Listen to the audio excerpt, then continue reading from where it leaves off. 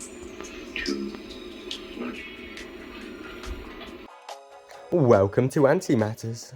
Hello everyone. Welcome to, I think it's the 4th episode of Ant Knowledge. Today's topic, ant breathing. And how do ants breathe? We'll start with the simple, brief explanation, then dive into the heavy stuff. Well, first things first, ants don't breathe like we do. They have no lungs or diaphragm pumping air in or out. Each ant has 9 or 10 spiracles down each side of their body. These small holes lead into the trachea of the ant. The tracheal tubes branch out into the ant and join up together. These carry the oxygen to the tracheal cells that transfer the oxygen to the tracheal fluid and the cells via passive diffusion. So that's the simple explanation. I should add in as well, the CO2 is also transferred out of the system in the simple version. We can't really leave that out, it's kind of key. Now the more complex version. If you'd like to learn more, stick around to really get to know your ants. But a lot of it is just boring waffles and ant jargon. The air into an ant begins its journey in the spiracle. This usually has some hairs surrounding it externally and is depressed into the exoskeleton, protecting it. The cavity above the spiracle, but below the exoskeleton, is known as the atrium. The spiracle has lips that can be opened or closed on demand. The mechanism behind the opening and closing is normally controlled by one muscle and surrounding ligaments. When the muscle contracts, the hole is closed. When relaxed, the ligaments pull the hole open again. The muscle seems to relax due to high internal CO2 levels, allowing fresh air to enter before they are asphyxiated. The air then passes into the trachea, which are the main air-moving pipes within the ant. Unlike most animals, like us for example, whose trachea branch out to increase in surface area, ants' trachea branch off to tracheoles and don't increase in surface area. They can even shrink. The people in white lab coats think this implies the system is not made to facilitate oxygen in, but CO2 out. This makes a lot of sense, to be honest. Oxygen is 21% of the air, and a large gradient between cells and the air can easily be made to allow diffusion of oxygen. CO2, however, is more harmful, and its low 0.04% in the atmosphere makes creating a high gradient for diffusion difficult to say the least, leading to a system optimized for CO2 removal. The trachea system feeds into a network of tracheoles, which are finer tubes that branch out through the ant.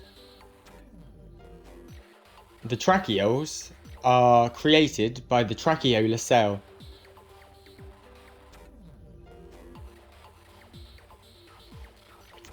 They only penetrate flight muscles and wrap around all other muscles and systems. In a worker ant, all tracheoles will wrap around muscles and internal systems. In an elate, however, the tracheoles will penetrate the wing muscles to allow for the increased oxygen demand and CO2 expulsion that flight demands. When the ant is in a state of rest, the tracheole fill with tracheal fluid, which as far as I'm concerned resembles ant blood more than hemolymph. This fluid helps transfer gases from the ant to the atmosphere, like blood. During times of high activity, this fluid will also be drawn into the surrounding tissue to facilitate respiration.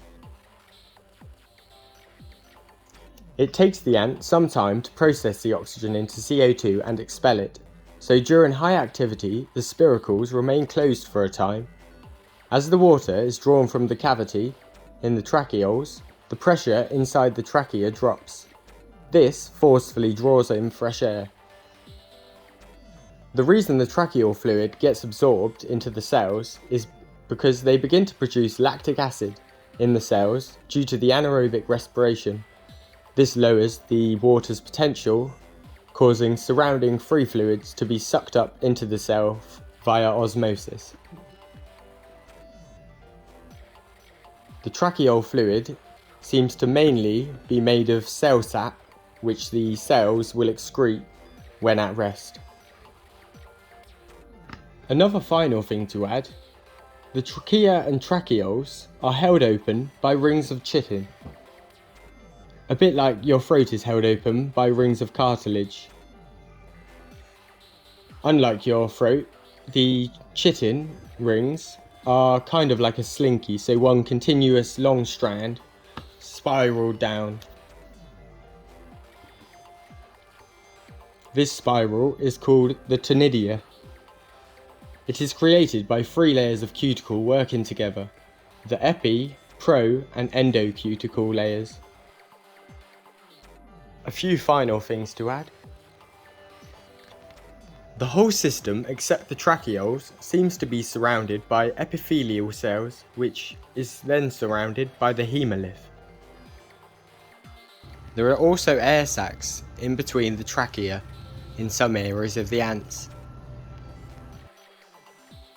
That's it really. A lot of this information may be useless, but it never hurts to play around with ideas and have a good think. I hope you enjoyed it. All I knew walking into this video was that ants breathe through spiracles, and that was it. So we're learning together. I'll include a few papers in the comments, especially about the CO2 out research. Very interesting. Any questions, ask away. If you don't understand something, it's my fault for explaining it wrong, and I'd love to make it right. I hope you enjoyed the video though, and I'll see you next time. Bye!